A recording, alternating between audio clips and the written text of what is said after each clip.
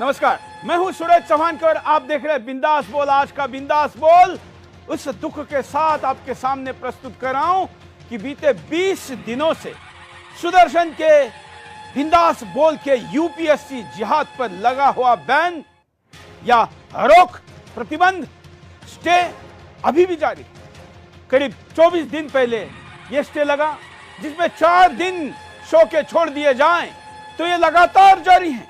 विश्व के इतिहास में किसी शो पर लगा प्रतिबंध पहली बार, और उसमें भी वो इतना लंबा समय। तो क्या justice delay means justice deny नहीं होता? क्या न्याय में देरी अन्याय नहीं होता? एक पत्रकार ने अपने साथियों के साथ एक विश्वविख्यात रिसर्च किया हो, दुनिया की सबसे खूंखार आतंकवादी संगठनों के पैसे के लेन देन के पूरे सूत्र को खंगाला हो, कौन से बैंक में कहां पैसे गए, यह सारा इन्वेस्टिगेशन करने के लिए तो मुझे राष्ट्रीय स्तर का पुरस्कार देना चाहिए था, लेकिन नहीं, क्योंकि यह रिसर्च इस देश को तोड़ने वाले शक्तियों के खिलाफ था। और इसलिए वो शक्तियां इतनी शक्तिशाली है कि उसके पास तमाम प्रकार के हथियार हैं। कोई पुलिस स्टेशन में जा रहा है तो कोई कहां जाकर इसको रोकने का प्रयास कर रहा है। मैं जांच की मांग भी करूंगा कि क्या न्यायालय का उपयोग भी हमें रोकने के लिए किसी षड्यंत्र का हिस्सा तो नहीं है, ये बात भी हम रखेंगे। लेकिन आज मैं आपके सामने खड़ा हूं। आज आशा थी कि हमने दी हुई तमाम अपनी दलीलों के बाद आज स्टे उठेगा, लेकिन ऐसा नहीं हुआ। हमें कहा गया था, जो कि वैसे आदेश नहीं था, लेकिन कल की चर्चा का मुद्दा ऐसा था जो शुक्रवार को हुआ था, कि मुसलमानों को पोर्ट्रेट किया जा रहा है। हम तय करके मुस्लिम समाज को टारगेट कर रहे हैं, और इसलिए हम दाढ़ी वाला दिखा रहे हैं, टोपी वाला दिखा रहे हैं, और साथ साथ में हम मुस्लिम प्रतीकों को दिखा रहे हैं। जब हम ज़कात फाउंडेशन पर कार्यक्रम कर रहे हैं, ज़कात फाउंडेशन मुसलमानों से संबंधित है, उसका अध्यक्ष चेयरमैन मुस्लिम है, वो भी वही पहनावा पहने हुए, तमाम फोटो इंटरनेट पर उपलब्ध हैं। मुझे समझ में नहीं आता, क्या मैं किसी क्रिमिनल को दिखाऊं और उसका भेष अगर मुसलमान हो तो यह बाकी मुसलमानों का अपमान कैसे हुआ? हमने तो अपने शो में कहा था कि अगर एपीजे अब्दुल कलाम बनोगे तो सर पे बैठाकर देश के राष्ट्रपति बनाएंगे, और अगर याकूब बनोगे तो रात को 2 बजे भले कोर्ट खुलाओ, फांसी देकर रहेंगे। लेकिन फिर भी जो किया। हमें कहा गया कि क्या आप कोई कार्यक्रम में बदलाव करेंगे, तो हमने कहा कि हमने जो कार्यक्रम किया वो कानूनों के तहत उसका पालन करते हुए किया। जो कार्यक्रम हम करेंगे वो भी हम कानूनों का पालन करते हुए करेंगे। हमें इसके किसी बदलाव की आवश्यकता नहीं लगती है। और हां, अगर हम इस कार्यक्रम में कोई कानून तोड़ते हैं तो हमारे ऊपर एक्शन लेने के लिए इस देश के कानून समर्थ हैं, और हम उसके लिए तैयार हैं। लेकिन 15 वर्षों से जो हम कर रहे हैं, या इस देश में हिंदुओं को बदनाम करने के लिए जो हिंदू आतंकवाद का जिन्होंने कई हजार घंटे के कार्यक्रम किए, हम तो वो भी नहीं करें। हम तो सीधा एक यूपीएससी संस्था के अंदर का प्लान्ड इन्फिल्ट्रेशन कैसे एक संस्था करवा रही है, हमने तो उसमें किसी का नाम नहीं लिया। लेकिन फिर भी अभी भी चर्चा जारी है, और इस चर्चा का अंत अभी तक नहीं हुआ है। अब बुधवार को डेट है, क्या होता है पता नहीं। देरी अन्याय लग रही है, और इसलिए आज आपके सामने मैं खड़ा हूं। हमारे साथ जो लोग हैं उनका मैं परिचय करवाऊं, उसके पहले मैं आपको यह भी बता दूं कि मैं आज दिन भर कोर्ट में क्या हुआ, यह भी कुछ ग्राफिक के तरह बताऊंगा आपके सामने। और अब हमारे साथ जो गेस्ट जुड़े उनके पास चलते हैं। विनोद बंसल जी हमारे साथ है, आपका स्वागत है विनोद जी। धन्यवाद। विनोद जी राष्ट्रीय प्रवक्ता है विश्व हिंदू परिषद के। हमारे साथ आलोक झा सुप्रीम कोर्ट के वकील अधिवक्ता है, वो भी थोड़ी देर में जुड़ेंगे। हमारे साथ वरिष्ठ पत्रकार मधु किश्वर जी भी थोड़ी देर में जुड़ेंगी। विनोद जी आपका स्वागत है। और विनोद जी 28 अगस्त को यूपीएससी जिहाद आना था। आज हम आपके सामने 21 सितंबर को खड़े हैं। बीच के 4 दिन शो के छोड़ दिए जाएं तो पूर्णतः सुदर्शन के खोजी पत्रकारिता के परिश्रमों पर पानी फेरा जा रहा है। विनोद जी। सर, ये दुर्भाग्य है बेसिकली देश का, और देश के इतिहास में पहला अवसर भी है कि अगर कोई राष्ट्रवाद की बात करता है तो उसके प्रोग्राम को बैन किया जाता है। मुझे लगता है कि माननीय सर्वोच्च न्यायालय सारी चीजों को बड़े गंभीरता से सुन रहा है, समझ रहा है, लेकिन मुझे लगता है कि ये भी कि जहाँ न्याय की स्वतंत्रता की आवश्यकता है वहीं प्रेस की स्वतंत्रता की आवश्यकता है। और जहाँ लगता है कि जहाँ हिंदुओं पर आहत होते हैं, हिंदुओं पर हमले होते हैं, जहाँ हिंदुत्व के ऊपर तमाम तरह के दोषारोपण मीडिया के द्वारा किए जाते हैं, वहाँ पर सब पूरी की पूरी लॉबी शांत रहती है, चुप रहती है। लेकिन अगर इस्लामिक जिहाद के बारे में अगर कोई बात करता है, अगर मान लो देशद्रोह की बात करता है, देश को तोड़ने की बात करता है, तो सारी की सारी शक्तियां एक होकर के और एकत्र आवाज में विरोध करती हैं। यही देश का दुर्भाग्य है। मैं कहता हूं कि देखिए, जो कुछ कहना है साफ साफ कहे ना। आखिरकार कोई कानून बनाना है तो कानून बनाए, लेकिन सबके लिए एक सा होना चाहिए। ये नहीं कि अगर आप ये कहते हैं कि ये अगर कोई किसी मुसलमान की अगर टोपी उड़ गई तो इस्लाम खतरे में आ गया जी, सांप्रदायिक सौहार्द खतरे में आ गया जी।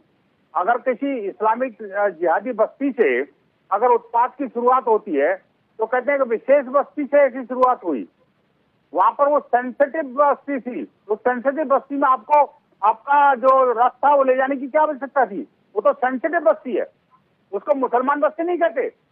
और अगर कोई व्यक्ति मारा जाता है तो वो मारा जाता है, वो मुसलमान मारा जाता है। अगर हिंदू मारा गया तो एक समुदाय विशेष का लोग मारा गया। आप देखिए, जब भी दंगे होते हैं तो क्या कहा जाता है? अगर कोई पुलिस इन्वेस्टिगेशन के लिए जाती है तो कहते हैं समुदाय विशेष के बस्ती में गए और उन पर हमला हो गया। तो ये नहीं कहते कि मुस्लिम बस्ती में गए उन पर हमला हो गया। अरे मैं कहता हूँ भैया, ये दुधारी ये दुअर्थी बातें करने की क्या आवश्यकता है? लेकिन अभी तक क्या है, मुश्किल ये है, माननीय सर्वोच्च न्यायालय की बात नहीं समझ रहा हूँ कि आज तक देश ने यही देखा है और इसी तरह से चलन चला है। ये जो चाल चलन और चेहरा जिस तरह से अभी तक चलता आ रहा है सूरज जी, उसी ढाल पर माननीय सर्वोच्च न्यायालय भी चल रहा है। मुझे लग रहा है अगर हिंदुत्व के ऊपर प्रहार हो रहे हैं, रोजाना हो रहे हैं, क्या कल नहीं हुआ, क्या परसों नहीं हुआ? आप मुझे बताइए, आम आदमी पार्टी का एक बड़ा नेता और योगी आदित्यनाथ जी तो कहता है कि ब्राह्मणों के बारे में ये और क्षत्रियों के बारे में ये और सीधा सीधा जो जाति की बात करता है, दलितों की बात करता है। बात मैं कहता हूँ, इसकी जरूरत क्या है दलितों की? क्राइम की बात करो ना आप, क्रिमिनल को क्रिमिनल कहना सीखिए। आप सबके लिए नियम बना दीजिए जो कोई टीवी चैनल पर कोई भी राजनेता या कोई भी पत्रकार किसी भी व्यक्ति को ये नहीं बताएगा कि विनोद बंसल हिंदू है कि मुसलमान है, विनोद बंसल है तो विनोद बंसल है, वो क्रिमिनल है तो क्रिमिनल है, अच्छा है तो अच्छा है।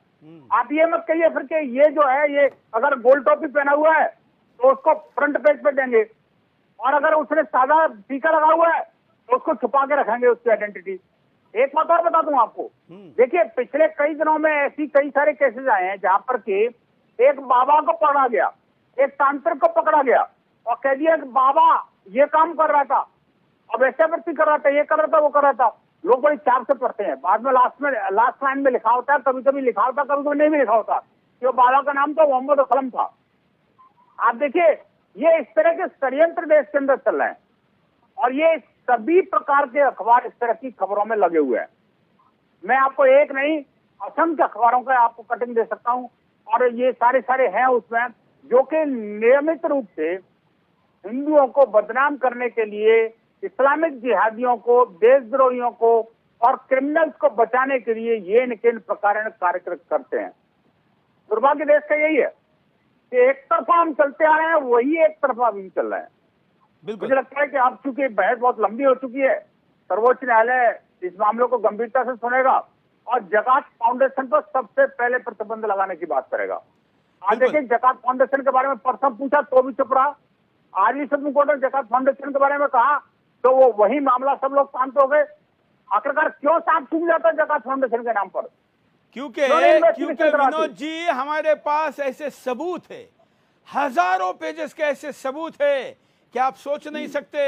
हिंदुस्तान चौंकने वाला है और ऐसा कोई विशेष अगर हमारे पास नहीं भी होता तो फिर ये लोग इतने चिल्लाते हैं क्यों? ये चिल्ला ही इसलिए रहे हैं कि दाल में क्या काला है उनको पता है। लेकिन कितना भी प्रयास करो, मैं कई बार कह चुका हूं कि बकरे की अम्मा कब तक खैर मनाएगी। आज 480 घंटे हो गए हैं, लेकिन 480 घंटे का मतलब यह नहीं है कि हम अपना धैर्य खोएंगे। हम न्यायालय का सम्मान करेंगे, हम प्रतीक्षा करेंगे इस देश के सिस्टम को सही ट्रैक पर लाकर निर्णय देने की, लेकिन तब तक हम हमारे अधिकारों के लिए अपनी आवाज भी उठाते रहेंगे, अपनी व्यथा भी दिखाएंगे कि 30 वर्षों की पत्रकारिता और 15 वर्षों का सुदर्शन चैनल का परिश्रम कोई ऐसे ही झूठी खबरें फैलाकर, गलत तथ्य दिखाकर उस पर पानी नहीं फेर सकता। क्या हुआ, मैं आपको आज थोड़ा ग्राफिक के द्वारा समझाता हूं आज के कार्रवाई के बारे में।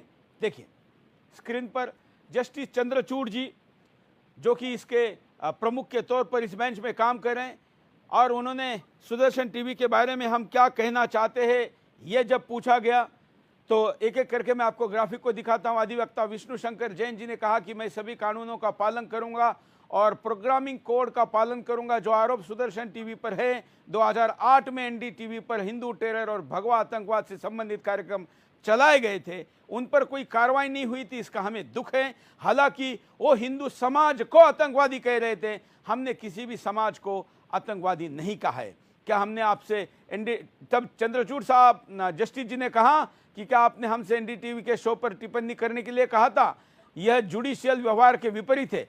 सिर्फ इसलिए कि हम एक सवाल पूछते हैं इसका मतलब यह नहीं कि आप हलफनामा दायर करेंगे, यह दलील के परिणाम को बदल देगा। 2008 में जो हुआ उसका शिकायत करने का कोई मतलब नहीं है। उन्होंने 2032 या 1932 के भी कुछ उदाहरण दिए। हमने आपके मुवक्किल को यह कहा था कि वह शो के बाकी हिस्से को करने के लिए आगे बढ़े। आप कहते हैं कि आप प्रोग्राम कोड का पालन करेंगे। क्या आपने इससे पहले 4 एपिसोड के साथ जोड़ा था? क्या आप बाकी एपिसोड के साथ भी प्रोग्राम कोड का पालन करने का इरादा रखते हैं? यूपीएससी जहाज के मेरे पहले 4 एपिसोड में प्रोग्राम कोड का पूरी तरीके से पालन हुआ था, और ये हमारे वकील ने कहने के बाद उन्होंने कहा कि यूपीएससी जहाज के वकील के पूरी तरीके से पालन हुआ था। तो हमारे वकील ने कहा कि हाँ यह पालन हुआ था, और जब जस्टिस ने पूछा कि क्या बाकी प्रोग्राम में भी यही होगा, तब हमारे अधिवक्ता विष्णु जैन जी ने कहा कि कोर्ट से अनुरोध कर रहा हूं कि पहले सभी 4 एपिसोड देखें, रुक रुक कर देखें, फिर यदि कानून का उल्लंघन मिले तो हम आपके निर्देश का पालन करेंगे। मतलब हमने ये कहा था कि अगर सारे माननीय न्यायाधीश किसी खुले अदालत में हमारे कार्यक्रम को देखे, वहां पर हम भी रहेंगे, मैं सुरेश चौहान के भी रहूंगा, वकील भी रहेंगे, जज साहब भी रहेंगे, विरोधी भी रहेंगे, एक एक वीडियो को जहां आपत्ति है पॉज करेंगे, हमको पूछेंगे, हम उसका खुलासा करेंगे, फिर आगे बढ़ेंगे। ऐसा भी ऑफर हमने दिया, हालांकि कोर्ट ने उसको नकार दिया।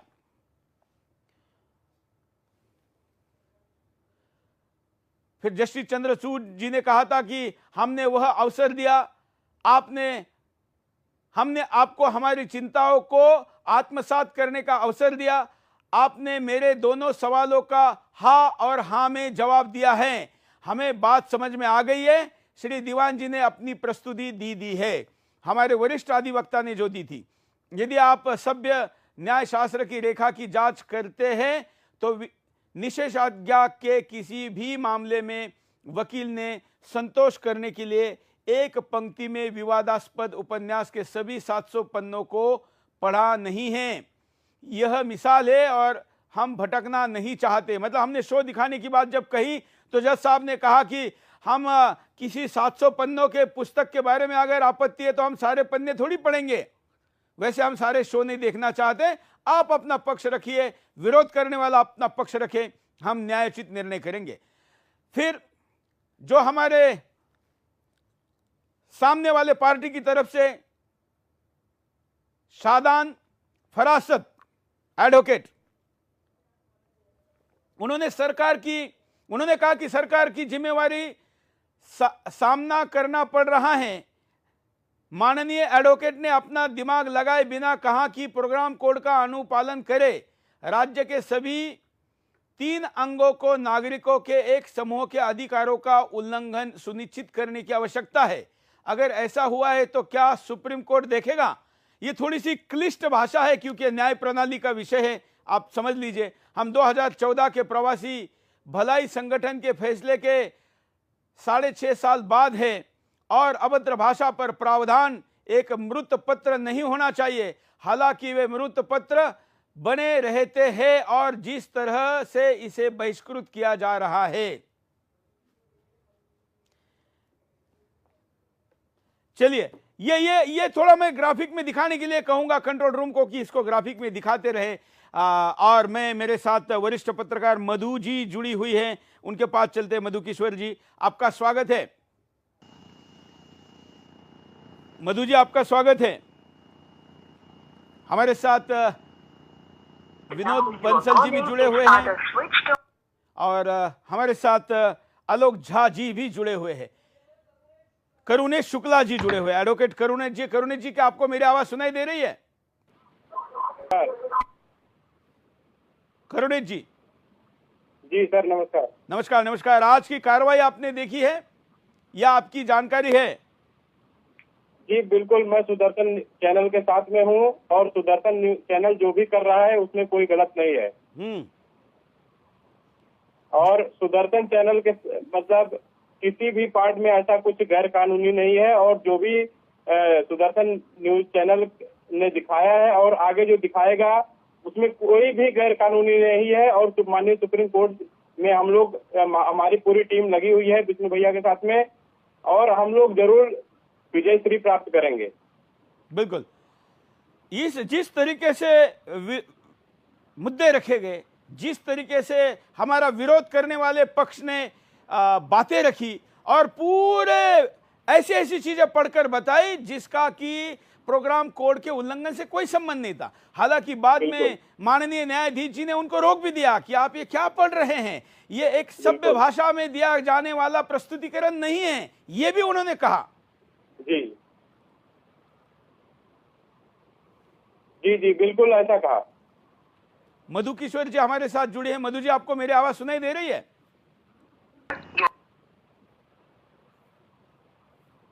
चलिए, मधु जी जब जुड़ जाए तो कंट्रोल रूम हमको बात कराएगा। विनोद जी, मैंने आपके साथ जिस प्रकार से ये पूरा प्रेजेंटेशन दिखाया, कार्रवाई देखी, और आप तो सोशल मीडिया पर बहुत एक्टिव रहते हैं, आपने देखा होगा कि पूरा अपडेट आ रहा था। ये पढ़कर आपको क्या लग रहा था?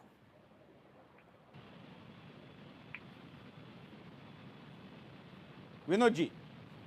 बात ये थी कि माननीय सर्वोच्च न्यायालय ने जब जकात फाउंडेशन से पूछा भाई आप इसको कुछ कार्रवाई करोगे नहीं करोगे, इस पे आपके पास लीगल रेमेडी अवेलेबल है, आप चाहें तो सिविल कोर्ट जा सकते हैं और सुदर्शन के खिलाफ डिफेमेशन के केस लगा सकते हैं। बिल्कुल। तो आप देखिए कि वो जो सुप्रीम कोर्ट के जस्टिस के कहने के बावजूद भी जकात फाउंडेशन के वकील ने एक शब्द नहीं बोला, म्यूट थे। बल्कि जस्टिस चंद्रचूड़ जी ने कहा कि ही इज म्यूट, मतलब उन्होंने म्यूट करके बैठे हुए थे। म्यूट शब्द का, बिल्कुल ठीक है, हाँ, म्यूट शब्द का प्रयोग किया इसमें। हाँ। तो ये देखिए, आप जो बात कह रहे थे कि दाल में काला है, मैं कहता हूँ वो पूरी दाल ही काली है भाई साहब। उसमें से ढूंढना पड़ेगा सफेद कोई। और ये विशेष सर्किल में फंसे हैं। अब मुझे लगता है कि समय आ गया है, विश्व हिंदू परिषद भी इस बात की मांग कर चुकी है कि NIA और ED के द्वारा इस मामले का बिल्कुल भंडाफोड़ होना चाहिए। एक डिटेल इन्वेस्टिगेशन रिक्वायर्ड है। आप देखिए कि अभी FCRA एक्ट में जो संशोधन किया है भारत सरकार ने, आपके इस प्रोग्राम के बाद ही किया है। आप सोचिए, वो FCRA एक्ट में जो बदलाव किया है, वो बदलाव का मूल कारण भी यही है। जकात फाउंडेशन और कोड फाउंडेशन का नाम भी इसमें आ रहा है कि आखिरकार ये ऐसी ऑर्गेनाइजेशन हैं जिन्होंने बड़े पैमाने पर जो है फॉरेन फंडिंग का इस्तेमाल भारत विरोधी गतिविधियों के लिए प्रयोग किया है और धर्मांतरण की गतिविधियों के लिए प्रयोग किया है। और एक और बात बता दूं आपको मैं, आज जो है कांग्रेस के एक नेता ने ये कहा अपने ट्विटर में कि भाई ये इससे जो है ना, ये लोगों को विरोध करने की जो शक्ति है उस पर आप अंकुश लगाना चाहते हैं। तो उसका पर्पज क्या था? कि पर्पज ये था कि ये जो देखिए, इसने एक पर्टिकुलर वर्ड इस्तेमाल किया, मैंने एक ट्वीट भी किया, उसमें लिखा the opposition logic that the FCRA will muzzle the voices of the dissent. इसका मतलब muzzling of the voices of the dissent के लिए आप FCRA का इस्तेमाल करते हैं। आप मतलब ये है कि FCRA का पैसा इन सारे पॉलिटिकल पार्टी के जेब में जा रहा था और उसकी वजह से बोल पा रहे थे। अब वो पैसा जब रुक जाएगा तो इनके बोल के बंद हो जाने वाली है। और उसी तरह से है कि अगर सुदर्शन न्यूज ने जकात फाउंडेशन को उठा लिया तो उसके बाद जकात फाउंडेशन का बंडल बनना तय है, और उसके बाद में एक बार बंडल तय हो जाएगा तो उसके बाद मान लीजिए कि देश का भविष्य अब सकारात्मक की ओर जाएगा। बिल्कुल उधर ही जाना चाहिए, और इसलिए हम ये मुद्दा लेकर आपके सामने आए हैं। क्या मधु जी को हमारी आवाज आ रही है? चलिए करुणेश शुक्ला जी के पास चलते हैं। करुणेश जी, अब जिस प्रकार की दलीलें आज खारिज हुई, और एक बात अच्छी भी ये हुई कि जज साहब ने कहा कि सुरेश चौहान के पत्रकारिता के भी तो अधिकार हैं। जी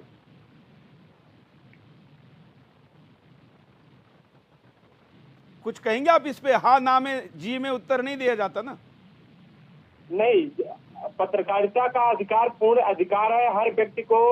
मतलब आर्टिकल 19 में अपना भारत के संविधान के तहत हर व्यक्ति को अधिकार है अपने पक्ष को रखने के लिए, और इसी अधिकार का उपयोग करते हुए सुरेश जी को और हर एक पत्रकार को अपनी बात को रखने का अधिकार पूरे भारतवर्ष में है।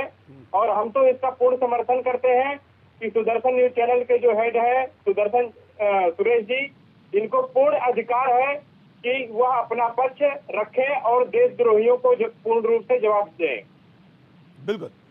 चलिए हम आपको कुछ ग्राफिक भी दिखाते हैं, कुछ कॉलर के साथ भी जोड़ेंगे, क्योंकि बिंदास बोल की विशेषता ही कॉलर के साथ अपनी बातों को कहना है। जब मधु जी जुड़ जाएगी तो हम उनके पास जाएंगे।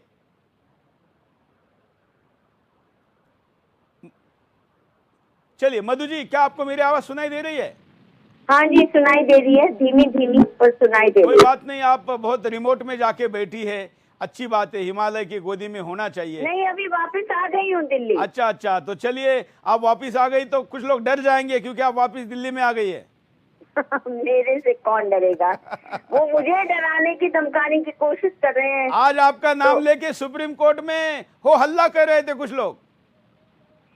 सुरेश जी, वो सुना मैंने भी, और मैंने वो पढ़ा भी जो उन्होंने हो हल्ला किया मेरे नाम का। दुख मुझे इस बात का होता है कि ये आनंद फानन में सही अनुवाद भी नहीं कर पा रहे। मतलब पहली बार भी आपको याद है मैंने आप ही की चैनल पे बोला था कि जो शाहरुख खान मैडम है, जिन्होंने मेरे कोर्ट पिछली बार भी किए थे सबमिशन, इतने गलत अनुवाद।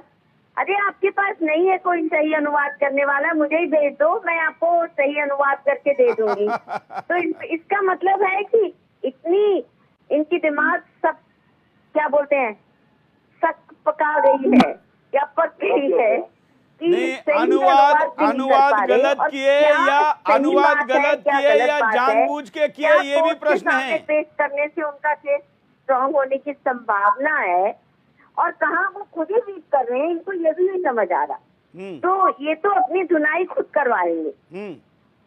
बिल्कुल, मैंने कहा कि अनुवाद गलत हुए या गलत किए गए जानबूझ के। मुझे लगता है दोनों का कॉम्बिनेशन है, और बहुत समझदारी से नहीं कर रहे हैं ये, बिल्कुल समझदारी से नहीं कर रहे हैं। ये तो वो ही है, आ बैल मुझे मार।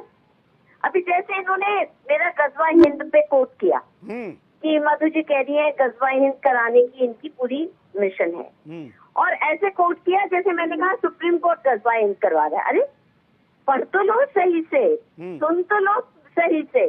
और दूसरी बात, तो क्या आप गजवा हिंद को डिजोन करते हैं?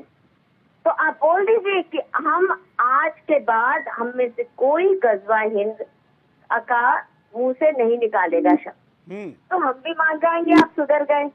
पर अगर आपका ये ओपन स्टेटेड एजेंडा है, और मैंने कह दिया कि ये कहते हैं कि हमारा स्टेटेड एजेंडा गजवा हिंद है, और गजवा हिंद का मायना सबको मालूम है। गजवा हिंद का मायना ही है कि कोई हिंदू ना बचे। गजवा हिंद का मायना ही है कि कन्वर्जन या डेथ जो इतिहास में करते आए हैं इस्लामिक तानाशाह, और गजवा हिंद का मायना ही है कि कोई एक मंदिर ना बचे हिंदुस्तान में। गजवा हिंद का मायना ही है कि एक मूर्ति ना बचे। इन्होंने हजारों हमारे मंदिर खंडित किए ना, लूटे, और उन्हीं के ऊपर मस्जिदें बनाई।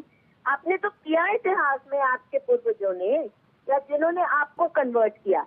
दुख की बात यह है कि जिन्होंने इन्हें कन्वर्ट किया और हो सकता ही नहीं कि परिवार की औरतें सेक्स प्लेस बना के अरब के बाजारों में बेची गई हो, या हरम्स में मुगल हरम्स के का हिस्सा बनी हो।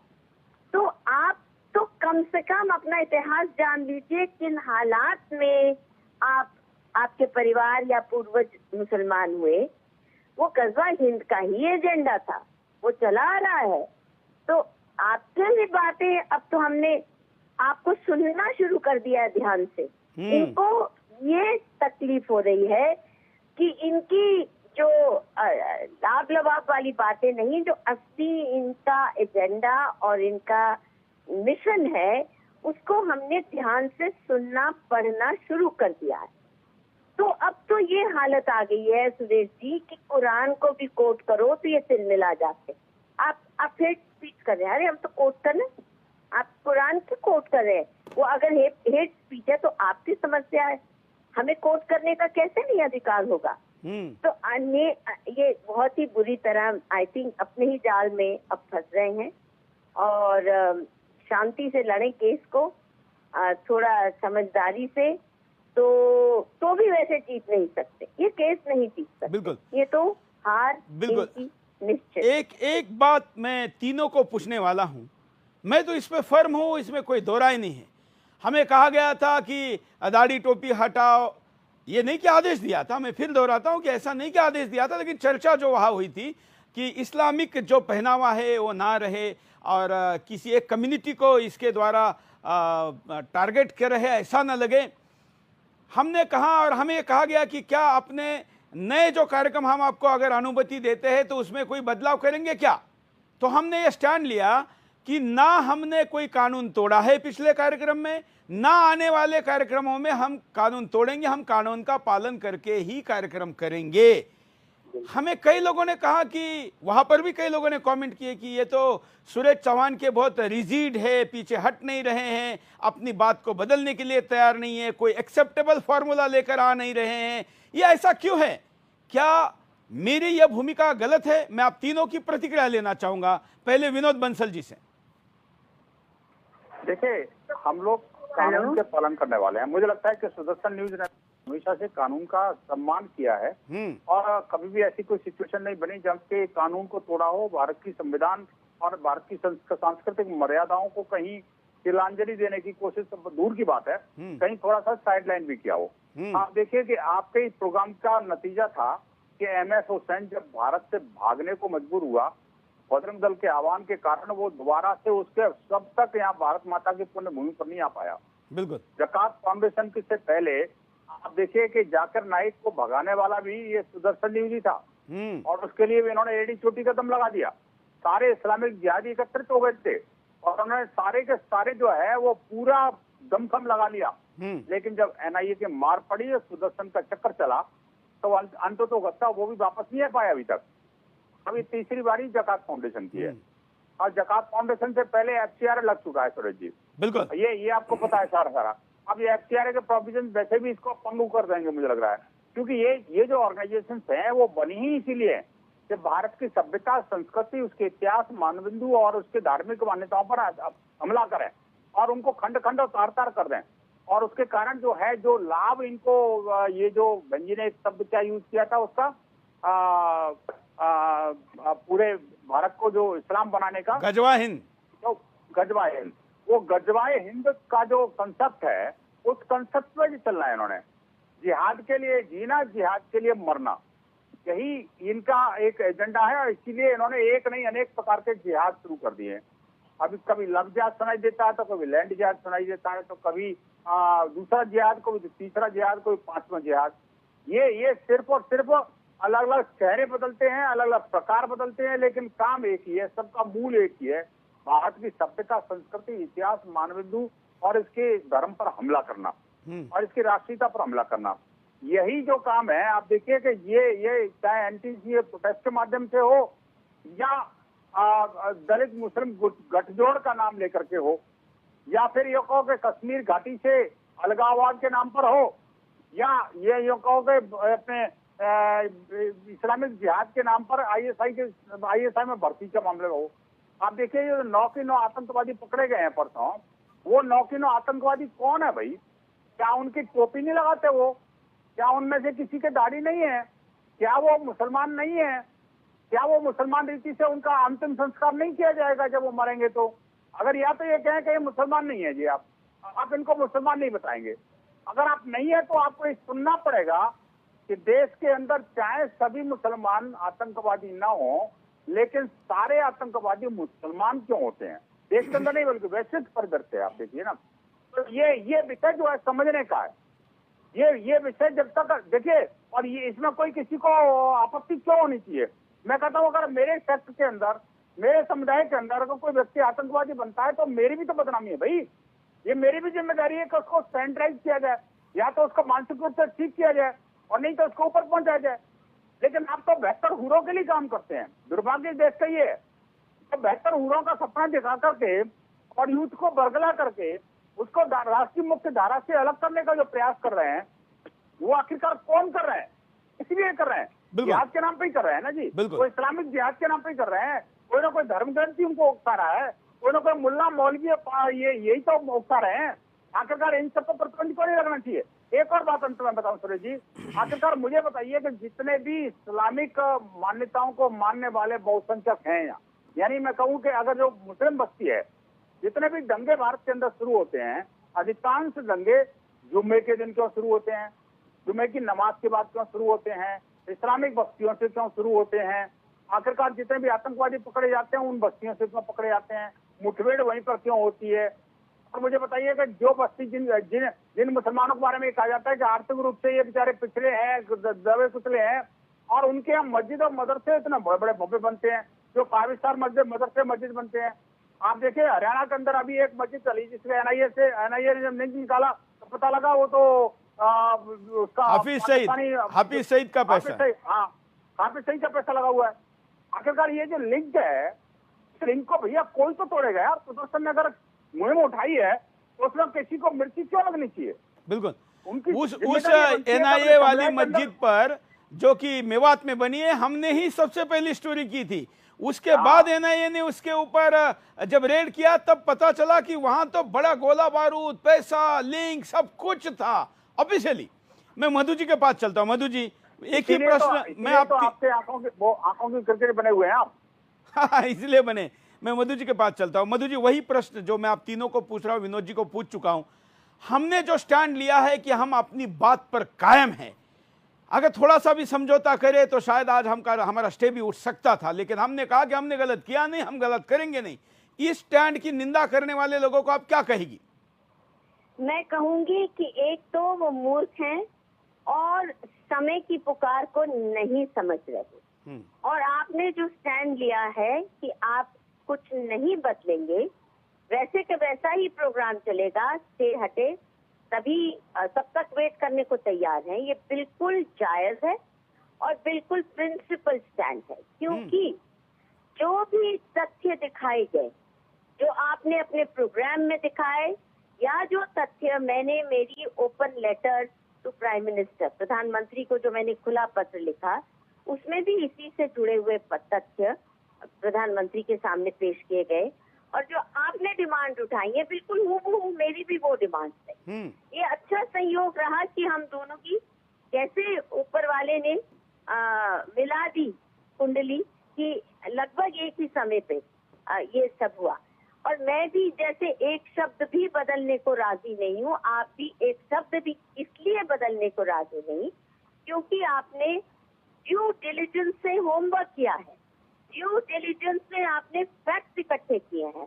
वो फैक्ट्स आपके मनगढ़ंत फैक्ट्स नहीं है, वो फैक्ट्स इन्हीं की वेबसाइट और इसलिए हमारे फैक्ट को नहीं चैलेंज कर रहे। वो क्या कह रहे हैं? सुरेश चौहान के आके ऐसा हाथ करता है, वो आके कविता पढ़ता है उसमें मतलब ऐसी बातें। मैं तो हंस भी रहा था। और मैं वैसे जो फरहाद या जो भी उनका नाम है, मैं नाम भूल रहा हूँ वकील का, हमारे तरफ से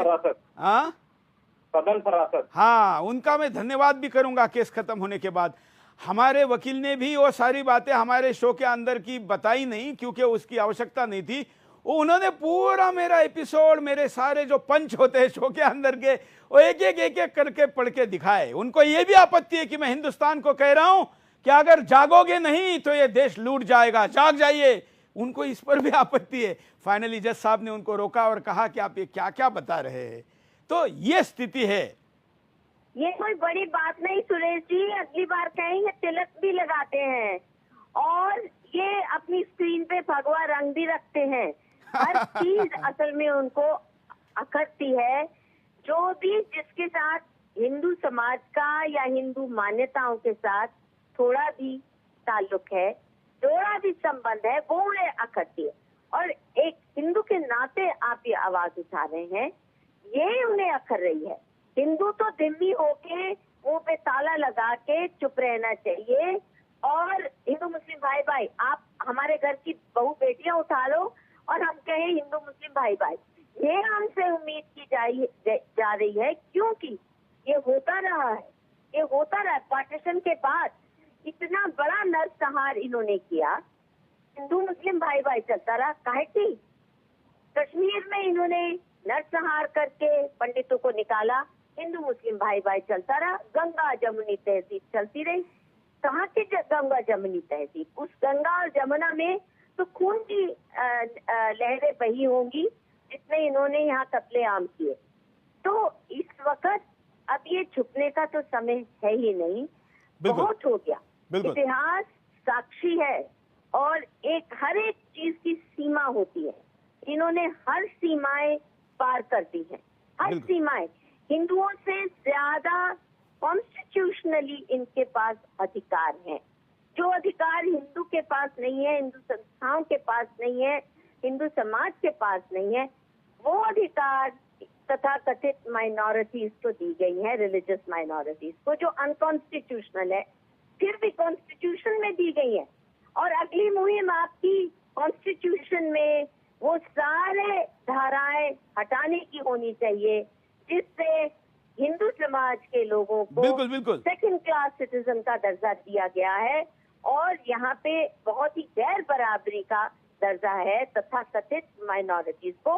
और वो भी अगर चलो खुश हो जाते, हम कहते चलिए आपको कुछ दिया स्पेशल राइट, तो आप खुश तो हो गए। अब फिर भी बात करते हैं भारत तेरे टुकड़े होंगे, इंशाअल्लाह इंशाअल्लाह, भारत की बर्बादी तक जंग चलेगी, जंग चलेगी। तो अब वो दिन गए जब हम वो सुनने को भी तैयार हैं। बिल्कुल, अब तो जेल के अंदर भी चले गए हैं। खैर, मैं करुणेश शुक्ला जी के पास चलता हूं। यही मेरा प्रश्न, न्याय क्या मांगता है? क्या पीछे हटना, झुकना, समझौता या सिद्धांतों पर अड़े रहना? नहीं, हम तो हमेशा ये कहेंगे कि आप अपने जगह पर सही हैं और यहाँ पर जब हम पूर्ण तरीके से अपने सारी चीजों पे, तथ्यों पे, सारे तथ्यों पे सही हैं, तो पूरी तरीके से अपने बात पे अडिग रहिए। माननीय सुप्रीम कोर्ट भी आपको न्याय देगा और हम सभी लोग आपके लिए लड़ेंगे। सारा हिंदू समाज आपके प्रति कृतज्ञ है। और जिस तरीके से सुदर्शन न्यूज चैनल पूरे हिंदू समाज को जागृत करता आया हुआ है और हर एक लफ्ज जिहाद के मुद्दे पर हो, चाहे मतलब जिहादी जिस तरीके से आगे स्पीचेस बन रहे हैं, इन सब चीजों पे जिस तरीके से बिल्कुल विनोद जी कुछ कहना चाह रहे थे। विनोद जी उठा रहा है। हाँ, मैं से बौखलाहट तो आई हुई हुई है। था इसमें। देखिए एंटी-सीए प्रोटेस्ट जो कर रहे थे, अभी कुछ दिन पहले ही वहाँ पर पाकिस्तान के एक ग्रंथी की बेटी का दोबारा फिर अपहरण हुआ, एक दूसरे ग्रंथी की बेटी का अपहरण हो गया। उन सब बातों पर चुप रहेंगे, वैसे सीए कानून का विरोध करेंगे ये। और अब देखिए कि ये जिस तरह से पूरा व्यापक पैमाने पर पूरे विश्व के अंदर इस्लामिक से जिहादी जो संगठन चल रहे हैं, वो मोहम्मद पैगंबर मोहम्मद साहब के नाम पर चल रहा है। आप देखिए ना, तो ये इस्लाम के नाम पर चल रहे हैं, लेकिन उसके खिलाफ कोई नहीं बोलेगा कि आखिरकार क्यों चल रहे हैं वो इस्लामिक जिहादी संगठन, क्यों चल रहे हैं इस्लाम के नाम पर। सुदर्शन न्यूज चैनल अगर हिंदुओं की आवाज उठाता है तो यहाँ पर माननीय सुप्रीम कोर्ट तक चले जाते हैं, बना देता है तो उसमें उनको मर्जी लग जाती है। तो आप मुझे बताइए, देखिए माननीय सर्वोच्च न्यायालय अब इस समय ज़कात फाउंडेशन पर का डिटेल इन्वेस्टिगेशन करने की, मुझे लगता है कि अब चाहे भली इस केस में ना भी हो तो सू मोटो एक एक्शन लेकर के, जिस तरह से अब तक होता आया है, जब भी कोई इन्वेस्टिगेटिव जर्नलिज्म सामने आती है, जब भी कोई स्टिंग ऑपरेशन सामने आता है, तो सरकारें और पुलिस प्रशासन के साथ साथ न्यायपालिका भी जांचती है और वो भी आदेश देती है कि हाँ इसकी जांच होनी चाहिए। मुझे लगता है माननीय सर्वोच्च न्यायालय फैसला कुछ भी करे, लेकिन कम से कम ज़कात फाउंडेशन जैसी देशद्रोही घातक ऑर्गेनाइजेशन की गहरी जांच करके और उसका खिलाफ कड़ी कार्रवाई के लिए जरूर संस्तुति करनी चाहिए, ऐसा मेरा मानना है। और जहां तक इसका सवाल है कि कानून का पालन सब कर रहे हैं, अगर नियम बनाना है तो सबके लिए बना दीजिए फिर। तो भाई कोई भी इन शब्दों का प्रयोग नहीं करेगा तो नहीं करेगा, कोई भी नहीं करेगा, सुदर्शन नहीं करेगा, लेकिन बायस नहीं। एक और बड़ी अच्छी बात आज ये भी हुई, मैं माननीय न्यायाधीश इंदु मल्होत्रा जी ने ये कहा कि जब वकील बता रहे थे कि सुरेश चौहान के ने ये कहा वो कहा, बड़ी बड़ी बातें मेरे मुंह में डाल के जो बताई जा रही थी, तो माननीय इंदु मल्होत्रा जी ने कहा, जो जस्टिस है, उन्होंने कहा कि आप ओवैसी और बाकी लोगों को कैसे जस्टिफाइड कर रहे हैं जो इतना गलत बात बोल रहे हैं। तो उस समय उस वकील ने ओवैसी से अपना कनेक्शन तोड़ने के बजाय या उनको चुप रहने के बजाय, वो चुप भी नहीं रहे, चुप भी रह सकते थे, उन्होंने कहा कि ओवैसी का आवाज या उनका भाव गलत हो सकता है, बोलने का टोन गलत हो सकता है, उनका भाव गलत नहीं था। मतलब ओवैसी जैसे व्यक्ति का भी समर्थन किया गया। और जो ब्यूरोक्रेसी पर कब्जा करने की बात कही जा रही है, जिसको कि एक शायर ने एक कविता में कहा है, लोगों को भाषण में कहा है, कविता में नहीं भाषण में कहा है, जो कांग्रेस पार्टी का नेता है, कहा गया कि ये तो अधिकार है जी, लोकतंत्र का प्रतिनिधित्व होना चाहिए सारी जातियों का, धर्मों का। मैं मधु जी के पास चलता हूं। मधु जी, अगर हर व्यक्ति अपना महत्वपूर्ण पदों पर भी जाते समय अपने पंथों के अधिकार पर जाएगा, लोक संख्या के अनुपात पर जाएगा, तो फिर जो छोटी कम्युनिटी है, जैन हो या बुद्ध हो या सिख हो, ये किसी भी एक लोकसभा मतदार संघ में, कॉन्स्टिट्यूंसी में इतनी नहीं है कि वो वहां पर चुन कर आए, फिर उनका तो रिप्रेजेंटेशन होगा ही नहीं। आप बिल्कुल सही कह रहे हैं कि ये जो छोटी माइनॉरिटीज हैं, चाहे वो पारसी हो, चाहे वो जैन हो, चाहे वो बौद्ध हो, ये उनको हड़पना चाहते हैं, लिटरली स्वॉलो करना चाहते हैं। इनका बस चले तो उनका तो पहले ही जबरदस्ती धर्मांतरण करने और जैसे करने की प्रयास भी हो रही है। आप भी जानते हैं कि ये एससी कम्युनिटीज को, एसटी कम्युनिटीज को किस तरह हड़पने की कोशिश, निगलने की कोशिश कर रहे हैं, और कन्वर्जन का सबसे ज्यादा टारगेट उन्हीं पे है। और ये जो आपने दिखाया कि ये ऊपर से मुंह में राम बगल में छुरी वाले ये लोग हैं कि ऊपर से तो राम वाले नहीं है, ऊपर से तो भीम करते हैं, परंतु कैसे उनके हकों को हड़पने की तैयारी नहीं कर चुके, एक्चुअली कार्यान्वित भी कर चुके हैं, उनकी कंस्टिट्यूएंसीज ही हड़प रहे एक के बाद एक।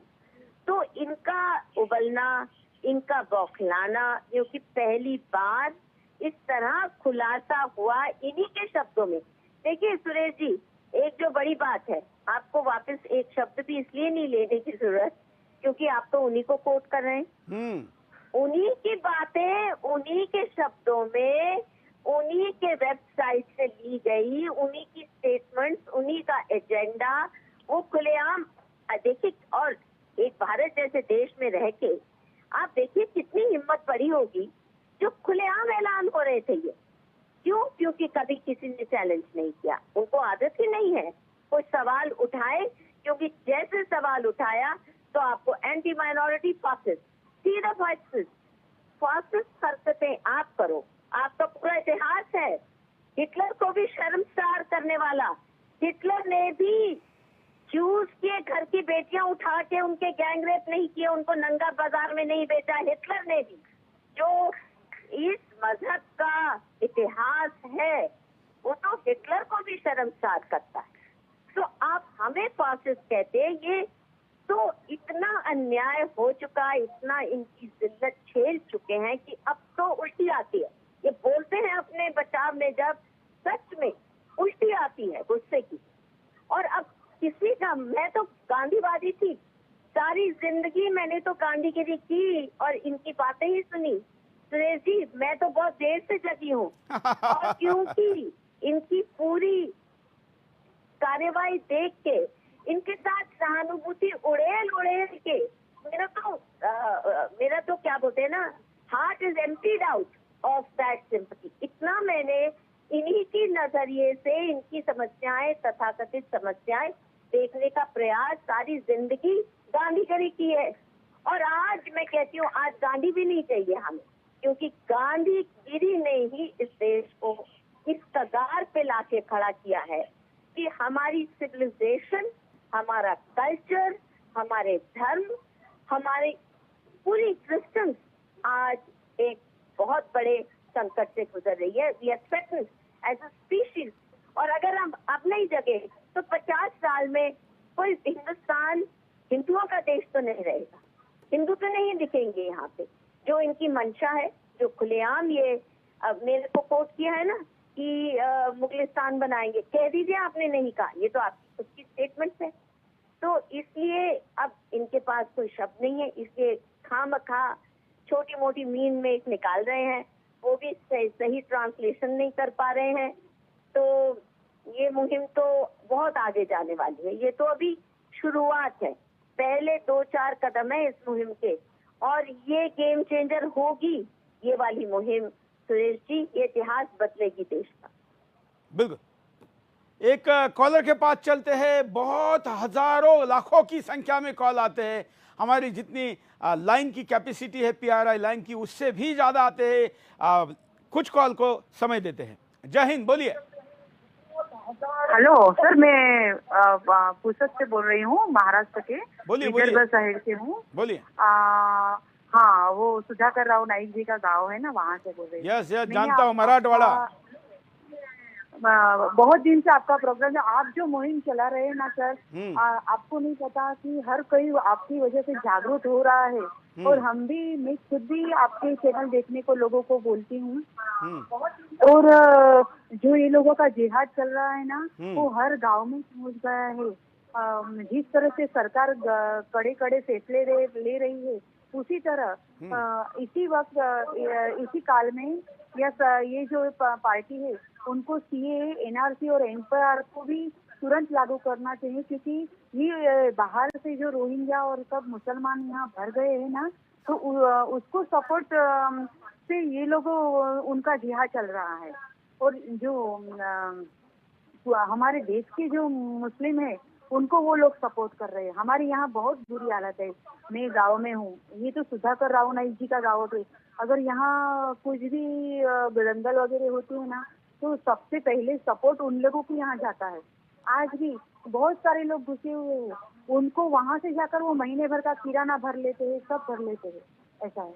मगर हमारे हिंदुओं को मेरे सामने मैंने देखा है कि हमारे लोगों से अगर भाजी पाला मार्केट हो, फ्रूट मार्केट हो, तो दोनों साथ में अगर खड़े रहे ना, तो उनको 2 रुपए कम में देंगे। और यही जो बेचने वाला रहा हमारा भाई हिंदू का, तो उसको 2 रुपए ज्यादा करके बेचते हैं, उसको भाव कम करने को नहीं आता है। और सादे आप बहुत गंभीर बात बता रही है और बहुत महत्वपूर्ण बात बता रही है। आप पुसद में आप कौन से गांव में बोल रही है? पुसद शहर से बोल रही है या पुसद के किसी गांव से बोल रही है? मैं पुसद गांव से बोल रही हूँ, सुधाकर राव। हाँ, मैं जानता हूँ, सुधाकर राव नाईक का गाँव। बिल्कुल। धन्यवाद। देखिए विनोद जी, ये कॉल महाराष्ट्र जैसे सधन राज्य के मराठवाड़ा में पुसद नाम का एक क्षेत्र है, वहां से है विनोद जी। ये कश्मीर का वर्णन हो रहा है। अब मैं कहूंगा तो कई लोगों की आग लग जाएगी कि जब मैं कहूंगा कि पुसद में कश्मीर नहीं तो क्या बन रहा है। एक साथ हिंदू और मुसलमान 2 ग्राहक सामने हैं, उसके मुंह के सामने वो मुसलमान, ठेले वाला मुसलमान को 2 रुपए सस्ते देकर हिंदू को 2 रुपए महंगा दे रहा है। आज कम से कम दे रहा है, कल तो लगता है कि भगा देगा और देगा भी नहीं। ये एक कॉलर हिम्मत जुटाकर, बल्कि हिम्मत हार कर, किसी आशा के साथ एक चैनल पर कॉल कर रही है। अगर इसका कॉल मैं ना लूं और ये कहूं कि ये कॉल ब्रॉडकास्ट के नियमों में नहीं बैठता है, तो क्या ये मेरे इस देश के साथ, इस बहन के साथ गद्दारी नहीं है विनोद जी? हाँ बिल्कुल, मैं वही तो कर रहा हूँ। अगर ये कॉल उनके हाथ पड़ जाएगा, तो मुझे लगता है कि फिर एक दूसरा बैन के लिए आपसे एप्लीकेशन लग जाएगी कि सुदर्शन न्यूज के इस प्रोग्राम को भी बैन करो, क्योंकि इसने हिंदुओं की बात करी है। बिल्कुल। जो हिंदू बहन है, जो इस तरह से पीड़ित है, आप देखिए ऐसे दृष्टांत हुए हैं जहां इस्लामिक जिहादियों ने जानबूझ करके हमारे आर्थिक तंत्र को ध्वस्त करने की कोशिश करी। उन जिहादियों ने हमारे सुरक्षा तंत्र को ध्वस्त करने की कोशिश करी। उन जिहादियों ने हमारे देश के जो राष्ट्रीयता पर हमले किए। आप देखिए हमारे पूज्य संतों को नहीं छोड़ा।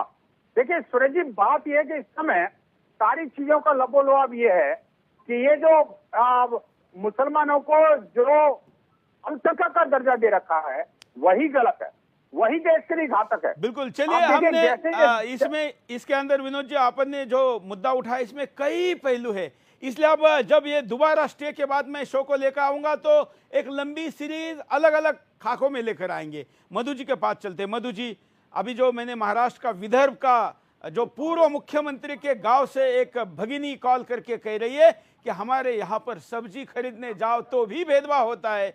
सोचिए, ये अवस्था अगर वहां पर है तो बाकी हिस्से का क्या होगा?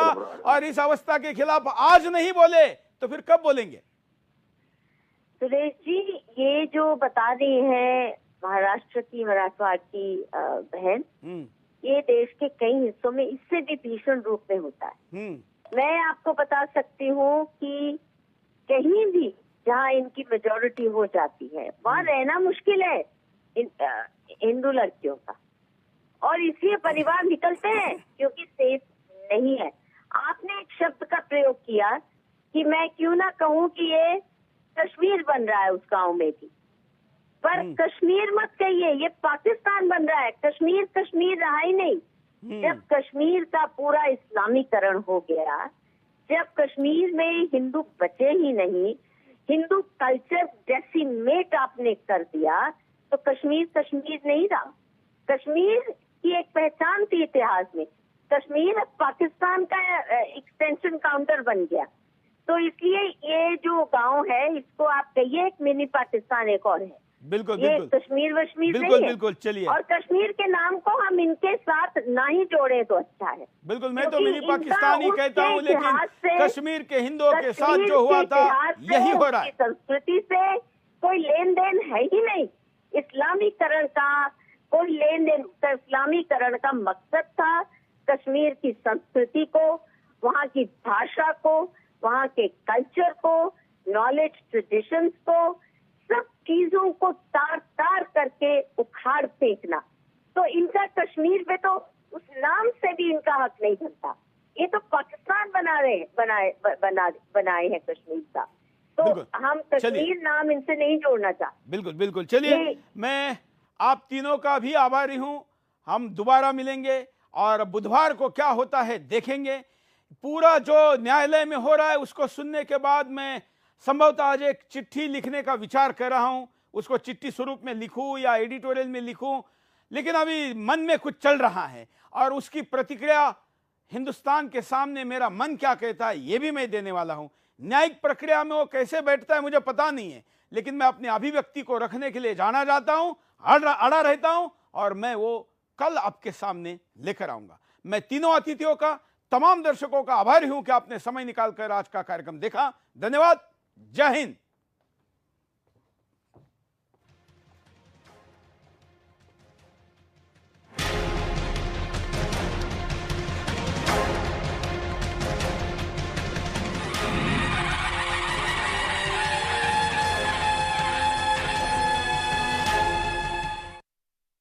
सच्ची सहेली, सच्ची सहेली, सच्ची सहेली। कितनी बार बता चुकी हूँ कि सिर्फ सच्ची सहेली ही है महिलाओं की नंबर 1 औषधि एवं टॉनिक। आज ही नजदीकी मेडिकल